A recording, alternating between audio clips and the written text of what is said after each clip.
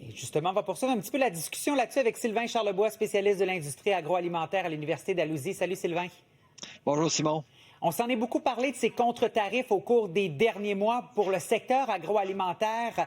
L'annonce d'Ottawa, comment ça risque d'être reçu? Quelles seront les répercussions? En fait, c'est un méchant 24 heures. Hein? Finalement, il y a quelque chose qui s'est passé hier que je m'y attendais pas. Mais pour les consommateurs, c'est vraiment une bonne nouvelle. Là. Pourquoi? Parce que les contre-tarifs de 25 en fait, d'Ottawa affectaient beaucoup les marges. Hein. 25 c'est énorme pour ce qui est de l'agroalimentaire en raison des marges très minces déjà. Et on voyait, avec les chiffres d'inflation de cette semaine, on voyait plusieurs catégories affectées par les contre-tarifs. Les produits secs au centre du magasin, le café, il y a eu des tarifs sur le riz aussi, à un moment donné. On voit que les raisins aussi ont été affectés indirectement par les contre-tarifs aussi. Alors, il y a eu un effet inflationniste à l'épicerie qu'on ne voyait pas aux États-Unis, mais qu'on a vu au Canada. Alors, la décision de laisser tomber les contre-tarifs vraiment à partir du 1er septembre là, va aider plusieurs familles avec la rentrée scolaire, les lunchs et tout ça. Là. Donc, c'est une très, très bonne nouvelle pour tout le monde. Parce que l'inflation alimentaire, on a vu des données cette semaine au Québec, 3,4 quand même en juillet. Qu'est-ce qui fait que l'inflation alimentaire est plus élevée que si on regarde le niveau d'inflation global, là, moyen, partout au Québec ou même au pays? C'est la même situation si on prend ça à l'échelle du pays. Oui, la différence est de 1,7 là. C'est pas rien, là. Et à 1,7 Simon, tu sais, les gens vont remarquer les prix plus élevés à l'épicerie. Bon, les sections qui ont été affectées par l'inflation, surtout depuis le début de l'année, bon, le centre du magasin, comme je le mentionnais plus tôt, la boulangerie aussi, le surgelé aussi a été affecté par les contre-tarifs. Donc, tout ça, nous, on s'attend avec la décision d'hier que le taux d'inflation risque disons, d'être mieux contrôlé durant les mois d'automne, là. Donc septembre, octobre, novembre. Et on pourrait même voir des baisses de prix, hein, Simon, pour ce qui est de certains produits, le jus d'orange, par exemple, bien sûr, le café, le thé, quelques produits au centre du magasin qui arrivent des États-Unis déjà emballés. Donc, tout ça pourrait aider les familles qui recherchent, disons, des aubaines là, à l'automne. Surtout avec la rentrée scolaire. On sait que la facture est souvent élevée à la rentrée. Si on peut sauver un peu à l'épicerie, c'est toujours le bienvenu. Tu nous parlais, Sylvain, du jus d'orange. Et on sait que c'est populaire le matin. Peut-être qu'il y en a qui ont un verre de jus d'orange ou qui ont trouvé, disons, une autre option parce que le prix avait augmenté au cours des dernières semaines. Mais on a appris cette semaine que les exportations américaines ont chuté à leur plus bas niveau en 20 ans en juin. Ça, c'est selon le Bureau du recensement des États-Unis. Vraiment, le contexte de la guerre commerciale a vraiment pas aidé, là. Non, c'est sûr, parce que en fait, les épiciers, ils savent là, que les gens recherchent moins le produit américain, là, bien sûr.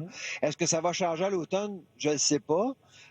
Mais c'est certain que on a comme éliminé une option, l'option américaine. Puis les gens peuvent penser, bon, OK, on n'en veut pas de produits américains, on va acheter d'autres choses. Oui, mais dès qu'on enlève une option du magasin, ben on en réduit la compétition et on augmente les prix pour tous les autres produits.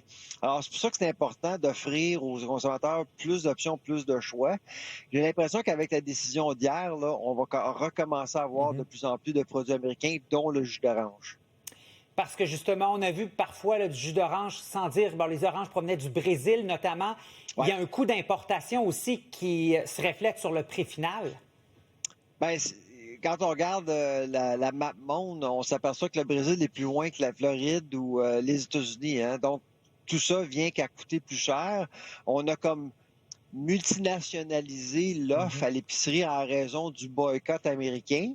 On voit des produits de partout dans le monde, mais tout ça vient qu'à coûter plus cher à la chaîne d'approvisionnement et plus cher pour moi et toi aussi comme consommateurs. Et c'est pour ça que le taux d'inflation alimentaire est devenu un problème encore une fois.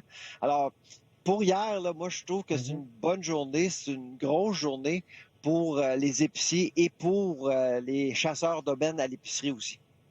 Parce que ça devrait prendre combien de temps peut-être pour voir les répercussions de tout ça? On sait que ce sera en vigueur le 1er septembre. Il y a souvent un délai parce que les épiciers ont fait des stocks aussi. On s'entend là pour prévoir les prochaines semaines sur les tablettes.